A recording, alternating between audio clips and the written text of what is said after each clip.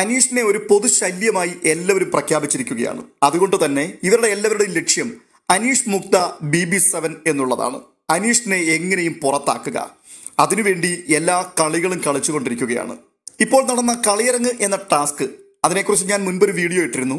അതിൽ 2ാം സ്ഥാനത്തെത്തേണ്ട വ്യക്തി അനീഷ് ആണെന്ന് ലൈവ് കണ്ടുകൊണ്ടിരുന്ന ആൾക്കാർക്ക്, നിഷ്പക്ഷമായി ചിന്തിക്കുന്നവർക്ക് മനസ്സിലാക്കാൻ കഴിയുന്ന ഒരു കാര്യമാണ്.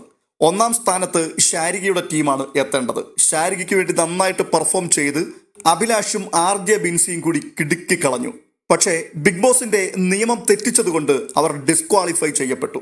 അതുകൊണ്ട് തന്നെ 2ാം സ്ഥാനത്ത് വരാൻ സാധ്യതയുണ്ടായിരുന്ന അനീഷിനപ്പോൾ 1ാമതെത്താനുള്ള അവസരമാണ് വന്നിരിക്കുന്നത്. അനീഷിന് വേണ്ടി പെർഫോം ചെയ്ത ശൈത്യയും നൂറയും വളരെ മനോഹരമായിട്ട് തന്നെയാണ് പാട്ടുപാടി ഡാൻസ് കളിച്ചത്.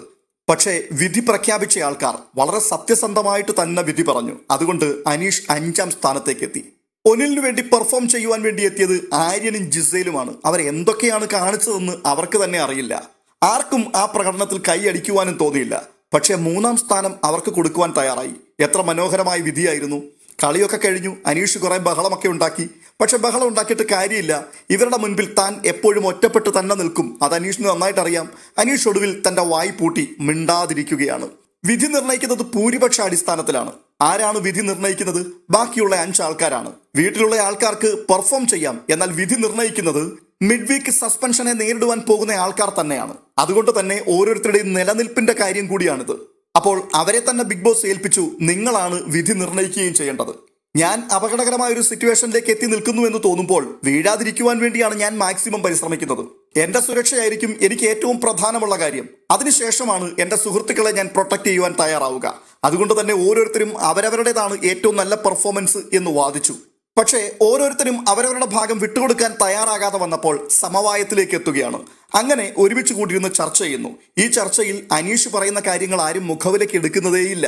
എന്നാൽ ചർച്ച നടന്നുകൊണ്ടിരിക്കുമ്പോൾ കലാഭവൻ സരികയ്ക്ക് വേണ്ടി അക്ബറും അനുമോളും പെർഫോം ചെയ്തത് അത് വലിയ തരക്കേടില്ലായിരുന്നുവെന്ന് 3-4 ആൾക്കാരുടെ വായിലൊന്നും അഭിപ്രായങ്ങൾ വന്നു. ഈ അഭിപ്രായം പിന്നെ അവർക്ക് മാറ്റാൻ പറ്റില്ലല്ലോ.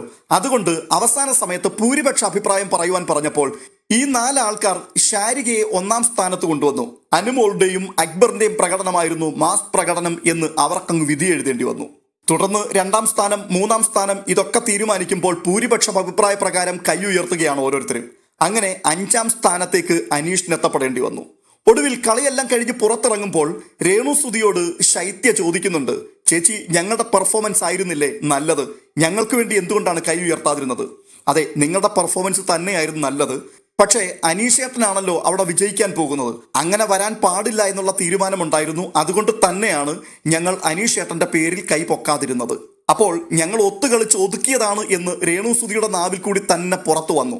ഇതെല്ലാം പ്രേക്ഷക ലോകം കണ്ടുകൊണ്ടിരിക്കുക കേട്ടോ. രേണുസുധി തന്നെ പറയുകയാണ് ഈ തീരുമാനം തെറ്റായിരുന്നു എന്നുള്ളത്. അങ്ങനെ അനീഷ് ഒതുക്കപ്പെട്ടു. അയാൾ ആ വാഷ്റൂം ഏരിയയിൽ പോയിരിക്കുകയാണ്. ആ സ്ഥലത്തേക്ക് തനിക്ക് വേണ്ടി പെർഫോം ചെയ്ത ശൈത്യ ചെല്ലുന്നുണ്ട്. എന്നിട്ട് ശൈത്യ പറയുകയാണ്, ചേട്ടൻ ഒരു നല്ല ഗെയിമറാണ്.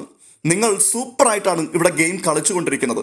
അതെനിക്ക് നന്നായിട്ടറിയാം. പക്ഷേ നിങ്ങളോട് ഇവിടെ എല്ലാ ആൾക്കാർക്കും കലിപ്പാണ്. നിങ്ങളെ എങ്ങനെയെങ്കിലും പുറത്താക്കാൻ വേണ്ടിയാണ് ഇവരെല്ലാം പരിശ്രമിച്ചു കൊണ്ടിരിക്കുന്നത്. നിങ്ങളുടെ ഗെയിം സ്ട്രാറ്റജി എന്താണെന്നുള്ളത് എനിക്ക് മനസ്സിലാകുന്നുണ്ട്. ഞാനതിനെ അംഗീകരിക്കുന്നു. നിങ്ങളൊരു ഗെയിമർ തന്നെയാണ്. പക്ഷെ അനീഷ് എന്ന ഗെയിമറെയും അയാളുടെ ഗെയിമിനെയും ആ വീട്ടിലെ ആർക്കും തന്നെ ഉൾക്കൊള്ളാൻ പറ്റില്ല. അദ്ദേഹം എല്ലാവരെയും ഇറിറ്റേറ്റ് ചെയ്യുന്നുണ്ട്. അയാൾക്ക് അയാളുടേതായിട്ടുള്ള നിലപാടുകളുണ്ട്. ആ നിലപാടുകൾ അയാൾ തുറന്നു പറയുന്നുണ്ട്.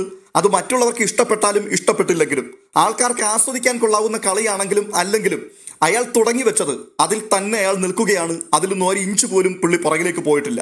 വളഞ്ഞിട്ട് ആക്രമിക്കുന്നു. ഓ, എല്ലാവരും എനിക്കെതിരാണല്ലോ, അങ്ങനെയാണെങ്കിൽ പിന്നെ ഞാൻ അല്പം ഒതുങ്ങിയേക്കാം എന്ന് അയാൾ തീരുമാനിക്കുന്നില്ല. അയാൾ എന്താണോ മുൻകൂട്ടി പ്ലാൻ ചെയ്തത് അതിനനുസരിച്ച് തന്നെയാണ് മുൻപോട്ട് ഗെയിം കളിച്ച് നീങ്ങിക്കൊണ്ടേയിരിക്കുന്നത്. അതുകൊണ്ട് തന്നെ അനീഷിനെ ഒതുക്കുക, ഒറ്റപ്പെടുത്തുക, ഇല്ലാതെയാക്കുക, ഈ ശ്രമത്തിലാണ് ബാക്കിയുള്ളവർ നിലനിൽക്കുന്നത്. എന്തായാലും പ്രേക്ഷക സമൂഹം ഇതെല്ലാം കണ്ടുകൊണ്ടിരിക്കുകയാണ്. ഈ ഗെയിമിനകത്ത് അവർ കാണിച്ച നെറികേട് അത് വളരെ ക്ലിയർ ആയിട്ട് ഇപ്പോൾ രേണു സുധി തന്നെ തുറന്നു പറഞ്ഞിരിക്കുന്നു. ശൈത്യ പറയുന്നു നിങ്ങളൊരു നല്ല ഗെയിമറാണ് എന്ന്.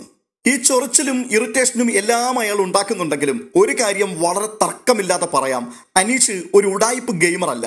കള്ളം അയാൾ പറയാറില്ല. അയാൾ പറയുന്ന കാര്യം അത് ശരിയാണെങ്കിലും തെറ്റാണെങ്കിലും അയാൾ അതിനകത്ത് ഉറച്ചു നിൽക്കുന്നു.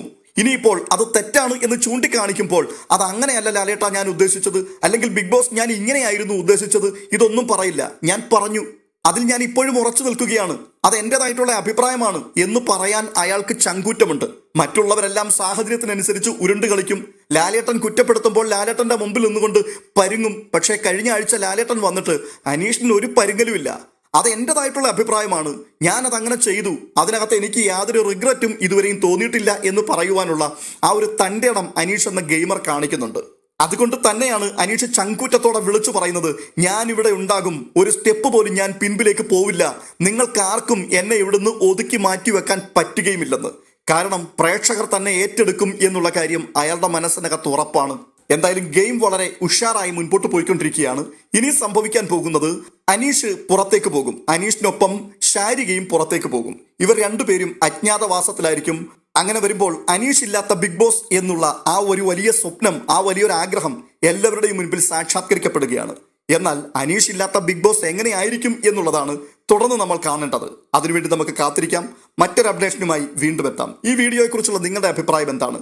കമന്റ് ബോക്സിൽ പറയുവാൻ മറക്കരുത്. അടുത്ത വീഡിയോയിൽ വീണ്ടും കാണും വരേക്കും ബൈ.